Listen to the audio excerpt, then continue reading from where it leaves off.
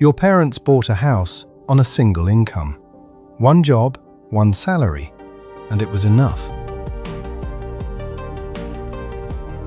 In 1970, the median American home cost about $23,000. The median family earned around $10,000. That's a ratio of 2.3. The house cost a little over 2 years of your family's total income. A school teacher, a factory worker, a mailman. Any single salary could carry a mortgage and raise a family. The 30-year fixed-rate mortgage was the engine. 7 or 8% interest, but against wages that were rising every year. Unions were strong, productivity gains went into paychecks. A rising tide actually was lifting boats. The American dream wasn't a poster. It was math. And for an entire generation, that math worked. So, what changed? How did we go from 2.3 times income to over 5? Today, the median American home costs over $400,000. The median household brings in about $80,000. That's a ratio above 5 to 1, more than double what your parents faced at your age. To buy that same median home, you now need more than 5 full years of gross household income. And that's before interest. At today's mortgage rates, your monthly payment eats nearly a third of your paycheck. The down payment alone, 20%, is over $80,000. That's more than most people earn in an entire year. Even during the 2005 subprime bubble, the worst crash in a generation, the ratio only peaked at 4.7. The 2020 to 2024 surge was the steepest affordability collapse in the modern record. Home prices rose 48% in 5 years. Incomes rose 17%. That gap is not closing. Here's the part nobody talks about enough. Wages stopped keeping pace in the late 1970s. Since then, American worker productivity roughly doubled, but real wages, they barely budged. Where did all that extra value go? Into corporate profits, executive bonuses, and shareholder returns. The average CEO made about 30 times what their workers earned in 1978. Today, it's over 300 times. Inflation ate whatever small raises did exist.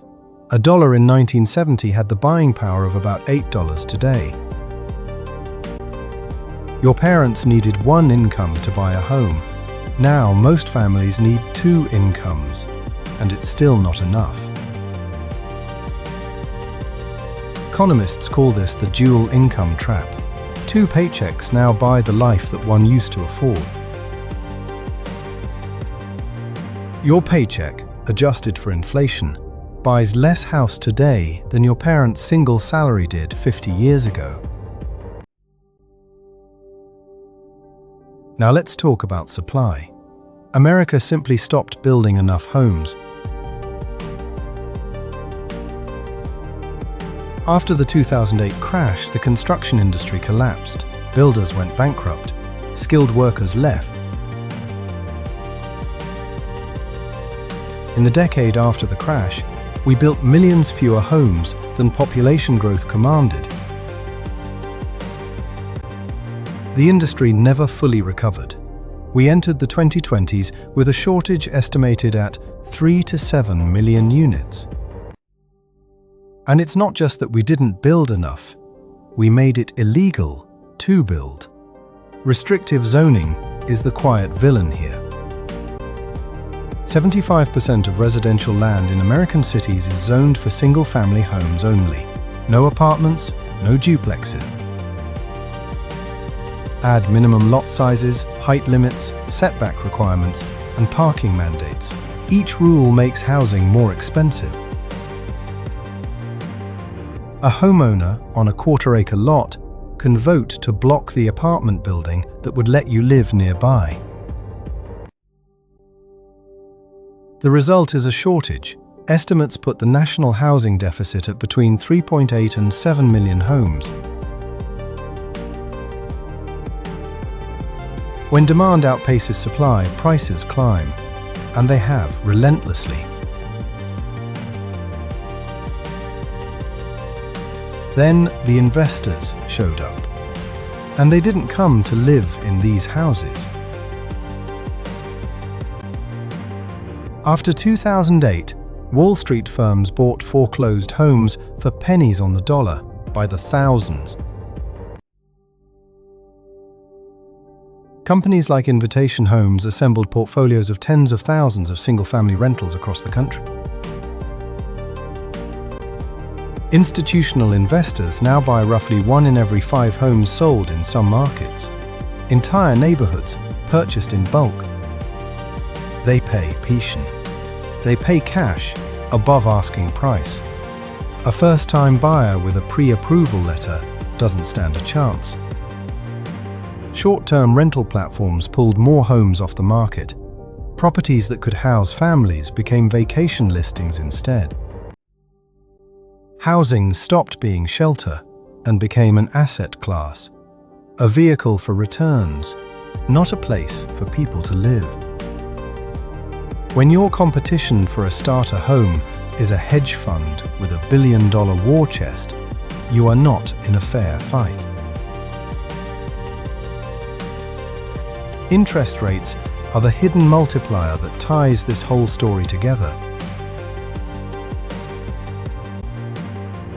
In 2020 and 2021, rates fell below 3%. Buyers flooded the market and bid prices to the sky.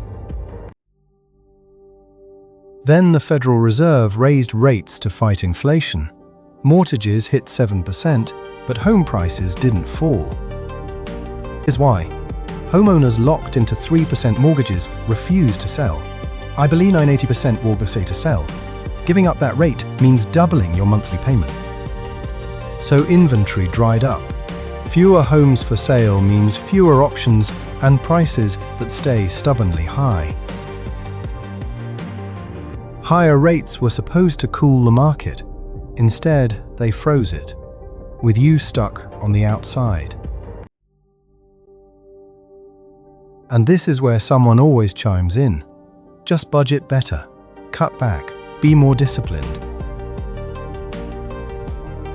Skip the daily latte, cancel the streaming subscriptions, pack your lunch, stop with the avocado toast. Alright, let's actually do that math, because it falls apart immediately. A $5 latte every single day costs about $1,800 a year. Let's round up and call it $2,000. The gap between what's affordable and the median home price is roughly $200,000 or more. At $2,000 a year in latte savings, you'd need 100 years just to close the down payment gap. No amount of personal discipline can bridge a structural deficit of that size. The math simply does not close. So, who actually benefited from all of this? The generation that bought homes when they were cheap. Their houses appreciated year after year. They grew wealthy not by working harder, but by owning property at the right time. And then, many of them voted against new housing in their neighborhoods. They pulled the ladder up behind them. This is not a personal failure. It is a structural gap you inherited. You went to school, got the job, saved what you could. You are not lazy. You are not bad with money. You did everything right and the ladder got pulled up. That is the truth.